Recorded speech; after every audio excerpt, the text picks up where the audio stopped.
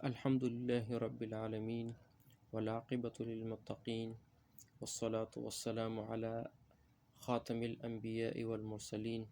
اما بعد۔ سامعین کرام، عربی زبان کی اہمیت یہ کسی ذی شعور پر مخفی نہیں ہے، اور بالخصوص مسلمان کے لیے تو عربی کی اہمیت بہت ہی زیادہ ہے، اس لیے کہ مسلمان کا تعلق قرآن سے ہوتا ہے اور قرآن عربی زبان میں نازل کی گئی ہے۔ مسلمان کا تعلق نماز کے ساتھ ہوتا ہے اور نماز عربی زبان میں ہی پڑھی جاتی ہے۔ اسی طرح دیگر دوسرے کام جو ہوتے ہیں ان کا تعلق زیادہ تر عربی زبان کے ساتھ ہوتا ہے، تو مسلمان کے لیے تو عربی زبان سیکھنا ضروری ہے، اور بالخصوص علم والوں کے لیے، اہل علم کے لیے تو عربی زبان کا سیکھنا فرض کا درجہ رکھتی ہے۔ اس وجہ سے کہ اگر عام انسان عربی زبان نہ سیکھے اور وہ صرف وہ کلمات، الفاظ ادا کرے اور معنی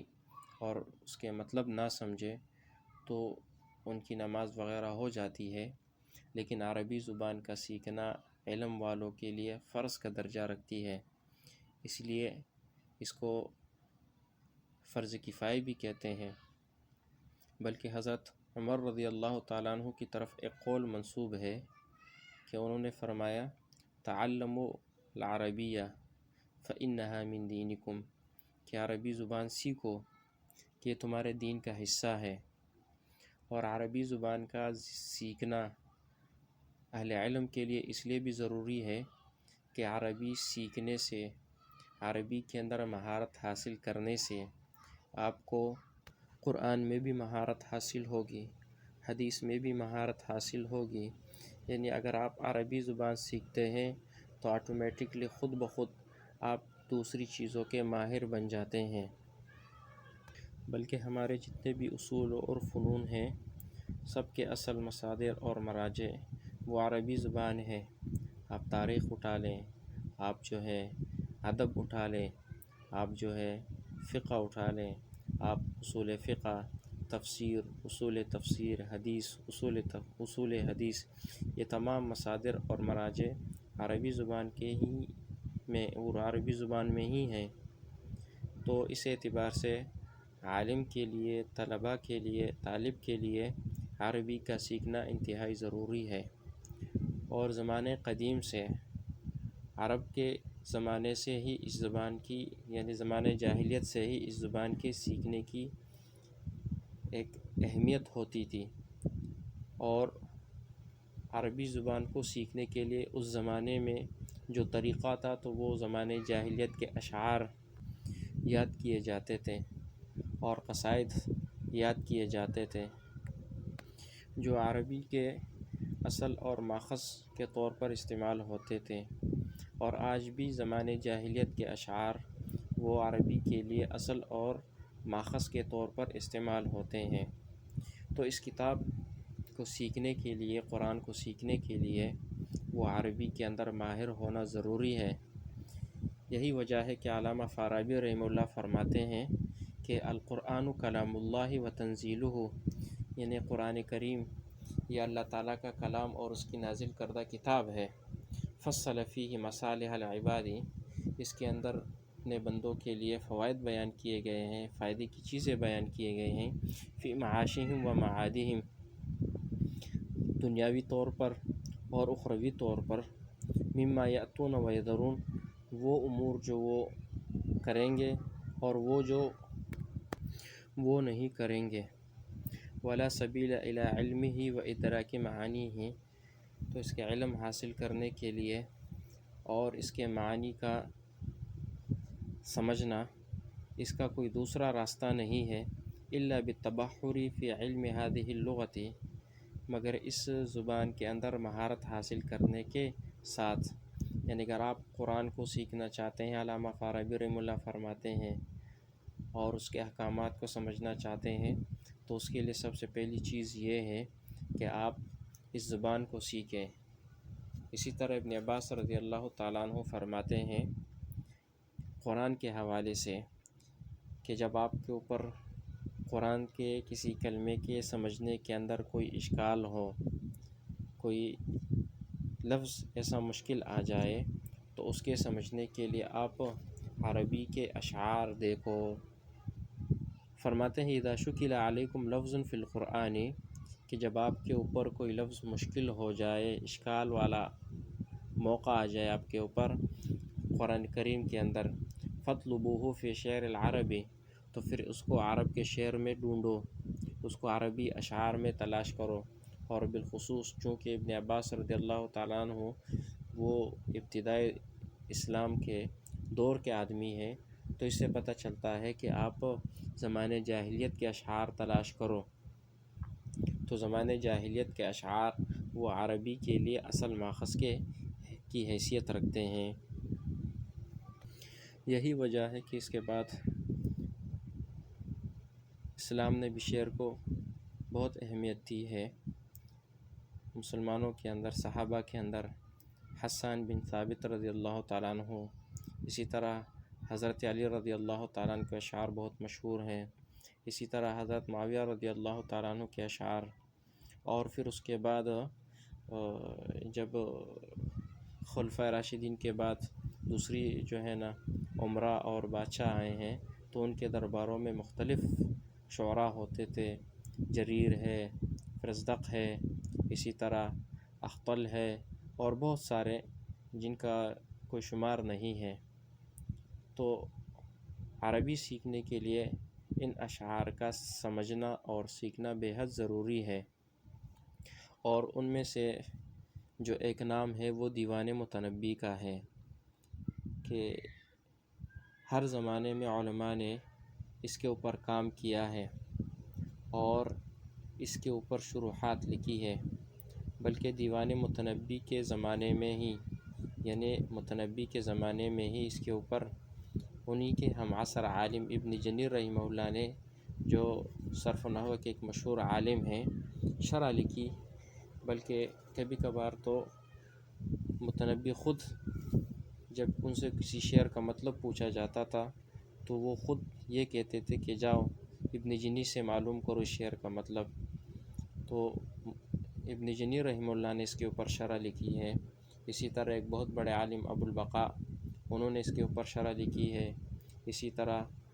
ہمارے زمانے یعنی زمانے ماضی قریب کے جو ایک عالم گزرے ہیں عبد الرحمن برقوقی، انہوں نے اس کے اوپر ایک شرح لکھی ہے۔ تو متنبی ہر زمانے میں اہمیت کے حامل رہی ہے، اور آج بھی وفاق المدارس میں یہ نصاب میں شامل ہے۔ اور اس کے جو اشعار ہیں، اس کے اندر جو تعبیرات ہے، مفردات ہے، اسی طرح اس کے اندر جو احکام اور مثل ہیں، جس کو ہم ضرب الامثال سے بھی تعبیر کرتے ہیں، تو یہ چیزیں متنبی کے اندر بہت زیادہ ہیں۔ اور متنبی کی اہمیت یہ ہے کہ ہر زمانے کے علماء نے اس کے اوپر کام کیا ہے، اور ہر ایک نے اس کو اپنے لیے جو ہے میدان بنایا، کام کا میدان بنایا ہے۔ تو متنبی کی اہمیت کو دیکھتے ہوئے ہم نے بھی اس کے اوپر کام کا ارادہ کیا ہے، اور ہمارا جو متنبی کے اوپر دروس ہوں گے تو وہ دیگر جتنے بھی دروس ہیں یا دیگر جتنے بھی شرحیں ہیں ان سے مختلف ہوگی۔ یہ جو ہم دیوان متنبی کی شرح بیان کریں گے تو یہ ایک خاص نوعیت کی شرح ہوگی کہ جس کے اندر مفردات کو زیادہ اہمیت دی جائے گی بنسبت کلمات کے، بنسبت جو ہے نا جملوں کے، اور بنسبت ضمائر کے،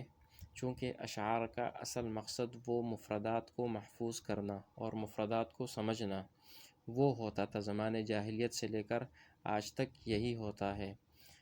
تو اس اعتبار سے ہم مفردات کو ہی ترجیح دیں گے، اور مفردات کے مختلف معنی بیان کریں گے، اور اس کی مختلف مثالوں کے ساتھ وضاحت کریں گے،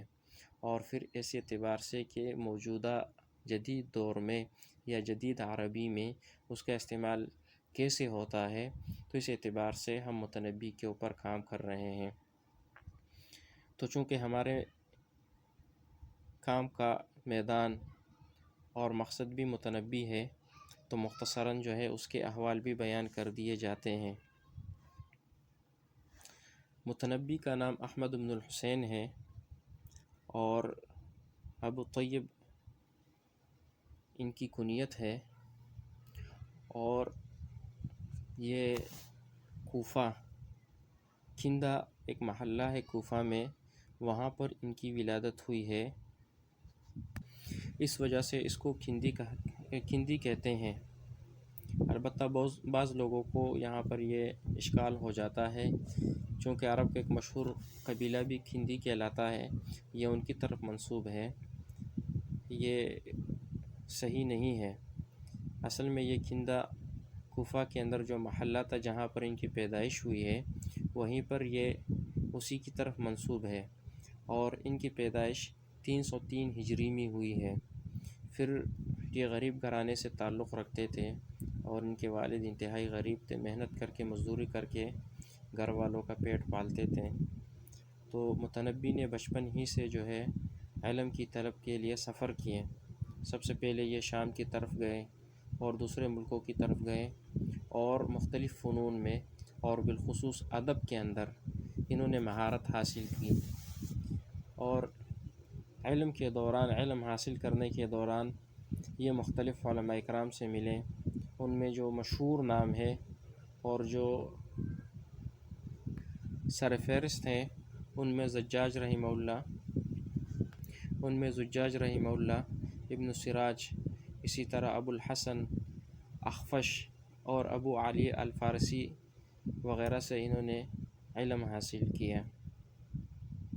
اب یہاں پر یہ بات کہ ان کو متنبی کیوں کہا جاتا ہے، تو متنبی اس وجہ سے ان کو کہا جاتا ہے کہ انہوں نے ایک وقت میں نبوت کا دعویٰ کیا۔ کہا جاتا ہے کہ ایک وقت میں انہوں نے نبوت کا دعویٰ کیا، اور پھر اسی کی پاداش میں ان کو قید کر دیا گیا، اور پھر اس وقت تک یہ قید میں رہے جب تک انہوں نے توبہ نہیں کی۔ پھر جب یہ توبہ طائب ہو کر جیل سے باہر نکلے تو اس کے بعد سے جو ہے ان کو متنبی کہا جانے لگا۔ متنبی یعنی خود کو نبی سمجھنے والا، اسی طرح کہتے ہیں متقاری یعنی اپنے آپ کو قاری سمجھنے والا، یا اسی طرح کہتے ہیں متمارض، مریض بنانے والا، اپنے آپ کو مریض بنانے والا، تو اس وجہ سے ان کو متنبی کہا جاتا ہے۔ جب یہ قید سے آزاد ہوئے، جیل سے نکلیں، تو پھر یہ سیف الدولہ کے دربار سے وابستہ ہوئے، اور ایک زمانے تک ان کے دربار سے وہ منسلک رہے، اور ان کے لیے قصائد کہیں، مدح کہیں اور مرثیے کہیں، اور بہت سارے اشعار میں ان کی مدح سرائی کی۔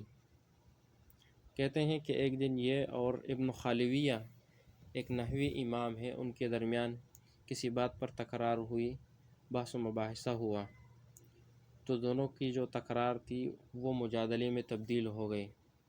ابن خالویہ نے کود کر اس کے چہرے کے اوپر کوئی نوکدار چیز سے حملہ کر دیا، جس کی وجہ سے وہ خون میں لت پت ہو گئے، اور سیف الدولہ کے دربار سے نکل گئے، اور ان کے چہرے پر اور کپڑوں کے اوپر خون بہہ رہا تھا۔